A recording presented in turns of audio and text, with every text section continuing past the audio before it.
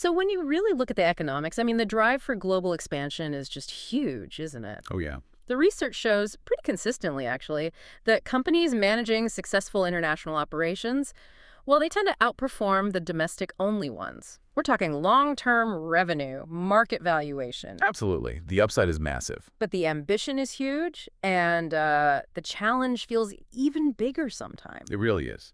Because you cannot just take, say, the marketing playbook that worked brilliantly in Seattle or London and, drop it into Seoul or Mumbai and expect the same result. It just doesn't work like that. Right. Strategic public relations becomes absolutely critical here. It's like the bridge, allowing a foreign brand to build trust, navigate all those tricky cultural differences, and, crucially, create local stories that genuinely connect, all without losing that core, premium global identity. Okay, let's unpack this then. You shared a really interesting set of sources looking at exactly this, and our deep dive today is into, well, maybe the most studied case out there, Starbucks. The classic. I mean, you think about it, starting as just one coffee shop in 1971, and now over 80 countries.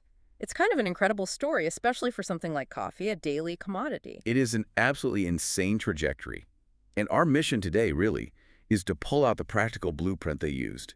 How do they scale like that? Keep that premium feel everyone recognizes, but also adapt so deeply in each local market? Yeah, how did they square that circle? Well, the core concept, the operational strategy underpinning it all, is what we call a multi-domestic strategy. Ooh, I like that term, multi-domestic. Yeah, it means they were incredibly deliberate about seeing the uniqueness in every single market they went into.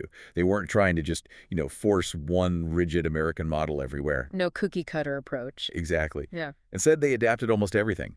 The drinks, obviously, but also store designs, even the basic communication strategies, all tailored to fit local habits and preferences. And that really jumps out in our first segment, this idea of cultural adaptation being the absolute bedrock of their PR strategy. You mentioned it wasn't just like minor tweaks. No. They were putting serious money into consumer behavior research, right? Trying to figure out what actually makes people tick in different places. Why would someone who grew up drinking tea suddenly start spending premium prices on a latte? Well, they knew that just importing an American coffee habit wholesale into, say, China or India places with centuries of tea culture, that would just hit a brick wall. Total rejection. Makes sense. So what's fascinating here is, yes, the adaptation started with the product, naturally, but those product adaptations themselves became powerful PR statements. Okay, give us some examples. I think most people know menus change overseas, but the level of localization here is pretty amazing. Oh, definitely. Take Japan, one of their first big international wins. They didn't just offer standard coffee, they really leaned into local tastes, matcha-flavored drinks, seasonal sakura, cherry blossom-themed stuff. They basically took these beloved local traditions and wove them right into their premium menu. And that sent a huge signal, like, we see you, we respect your culture, we want to be part of it. And looking at India, where tea is just, I mean, it's everything, right? Absolutely baked into daily life. So their move there was to integrate, not try to replace. Indian stores have things like masala chai, elaichi-infused options. Which is genius, really. It's a nod, a sign of respect to the local palate. It lets them ease into the market without looking like they're trying to stomp out existing habits. And then you get the really dramatic stuff like China, red bean frappuccinos, moon cakes during the Mid-Autumn Festival. Can you imagine the pitch meeting back in Seattle for red bean frappuccinos? Huh. Probably raised a few eyebrows. But your point is the PR value isn't just the drink itself. Exactly. It's the signal it sends that they invested the time, the money, the thought to understand that specific cultural nuance. Precisely.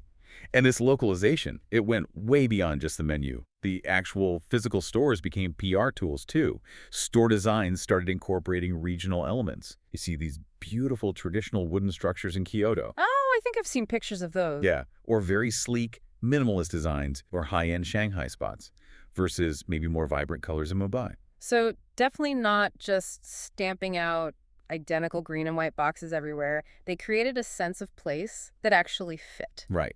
And all this meant they had to be super careful with translating the core brand message. In the US or Europe, maybe the early message was more about, caffeine, speed, the morning rush. Get your fix and go. Kind of. But in China, they shifted the PR focus to the social side of coffee drinking. They really pushed the brand as the third place, that cool, sophisticated spot between home and work for meeting up, hanging out. Changing the fundamental why people should go there. Yes. That adaptation of the core purpose built real connections. It stopped them from being seen as just another foreign company pushing caffeine. That strategic flexibility, adapting the why, it leads perfectly into how they actually entered these markets. Because the entry strategy itself shaped the early PR message, didn't it? Absolutely. They didn't just have one way of doing it. They picked the entry model, joint venture, licensing, wholly owned, based on the specific market, the risks, the regulations, the competition. And that let them tailor their public image right from day one. Okay, let's look at a couple of key ones. Japan, 1996, their first big leap outside North America. They went with a joint venture, right, with SASB League. What was the PR advantage there? Instant local smarts. That JV gave them immediate access to deep local knowledge, connections. It meant their PR teams could craft campaigns positioning Starbucks as collaborative, respectful, not just barging in. So the structure itself helped the story. Yes, having shared decision-making on PR meant cultural sensitivities were baked in from the start, reduced the risk of making some huge cultural blunder early on. Okay, now compare that to China, which is a few years later, 1999. China was different. Initially, they leaned more on licensing agreements. That gave them brand control without having to take on all the regulatory headaches right away. But crucially, they planned to transition, and did, to wholly owned stores later as they got more established. And that switch must have required a PR shift, too. Oh, a major one. Initially, the messaging was quite cautious, very partnership-focused, almost like, hey, we're the foreign partner. But once they took full ownership, the messaging got much bolder, more independent.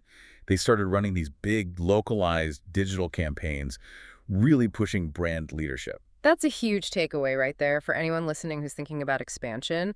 Your initial PR story kind of needs to match your actual legal and financial footprint in the market. Couldn't agree more. But the power of using partnerships for local credibility, that seems massive. India, 2012, the joint venture with Tata Global Beverages, that sounds like the gold standard. It really is. That Tata alliance was everything. They didn't just partner up. They actively leveraged Tata's reputation, which is like a century old, hugely respected in India. That instantly bought them consumer trust. So the PR wasn't just mentioning Tata. No, they hammered it home. Every major press release, every campaign emphasized the Tata connection. They talked constantly about sourcing high-quality Indian coffee beans, supporting local farmers through the Tata network. It showed real, tangible investment in India's growth. Yeah, it changes the whole story from Starbucks is here to sell us coffee to something more like Starbucks and Tata are working together to build up Indian coffee. Exactly that. Yeah. Partnering with a big, established local player gives you invaluable market insights, helps with the regulatory maze, and critically, lets you build trust through that borrowed authenticity. You get decades of credibility overnight. Okay, but here's the tension, right? If they're adapting the menu so much, changing store designs, using different partnership models everywhere, how on earth do they keep that premium price point and that single, recognizable global brand? Don't they risk just looking like a totally different, maybe confusing company in every country?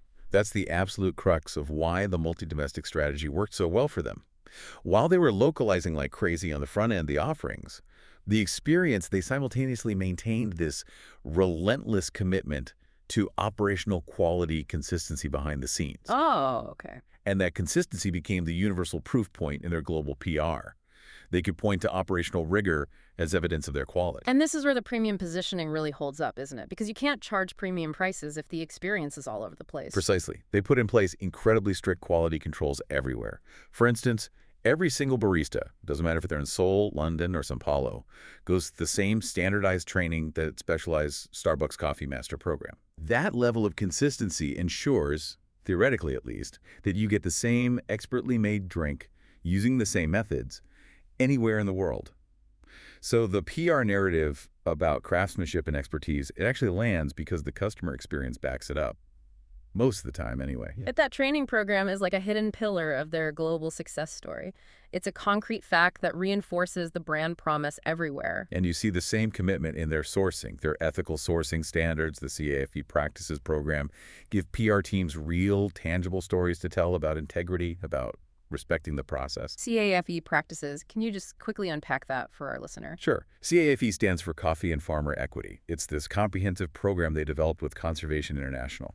It sets standards for quality, yes, but also economic transparency for farmers, social responsibility, environmental leadership. So it's not just a PR slogan. No, it requires actual verification, transparency in sourcing. And that lets Starbucks tell genuine stories about sustainability, ethical supply chains values that resonate with many consumers globally and help justify that premium price tag. That makes so much sense. The operational standards, barista training, ethical sourcing, they create the stable global platform that allows the local strategies to work without making the brand feel inconsistent. Which brings us neatly to the final piece of the puzzle, the phased expansion approach, and how that played into their PR and risk management. They didn't just rush everywhere at once. Yeah, they seem surprisingly patient for such a huge corporation. Kind of counterintuitive. Totally.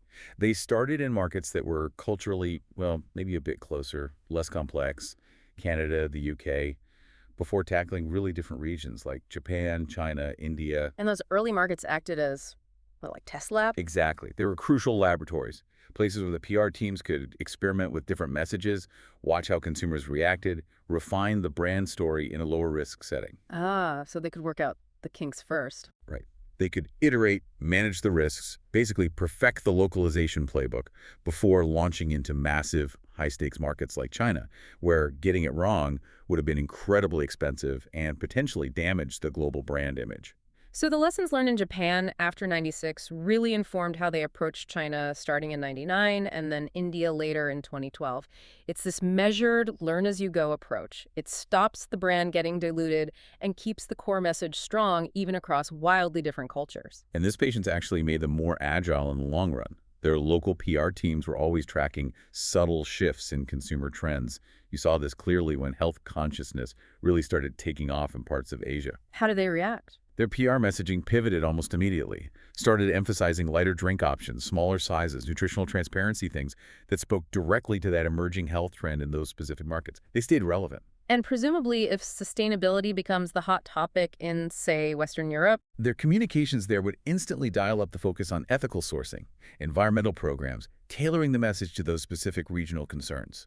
That patience built up a deep reservoir of local knowledge, allowing them to pivot fast when needed. it really does seem like the whole blueprint hangs on this delicate balance. Customizing PR to respect local nuances while staying absolutely true to those core brand values of quality and consistency. That's the heart of it. So, to just quickly recap this blueprint for you, the listener. First, that deep cultural sensitivity drove everything menus, store design, showing real respect. Second, smart partnerships like Tata in India, Sazabi in Japan gave them instant credibility and local trust. Third, that unwavering quality consistency, backed by things like barista training and CAFE practices, kept the premium identity intact globally. And finally, that phased patient expansion learning before leaping into the next big complex market. That really captures the essence of their strategy. Starbucks didn't just parachute into markets. They spent years deliberately building real local relationships, choosing depth over just sheer speed or breadth. Yeah. But the big takeaway here is that this success demands combining that global vision with incredibly deep local execution. And that requires constant, almost exhausting agility. Which leads to a final thought, really, for you to mull over. Okay. If sustainable global growth truly depends on this level of deep local adaptation, how fast does a company need to be ready to basically unlearn its successful home market strategies when key local trends, maybe demographic shifts, health concerns, environmental priorities, suddenly change course in a major region abroad? How fast do you have to let go of what worked before?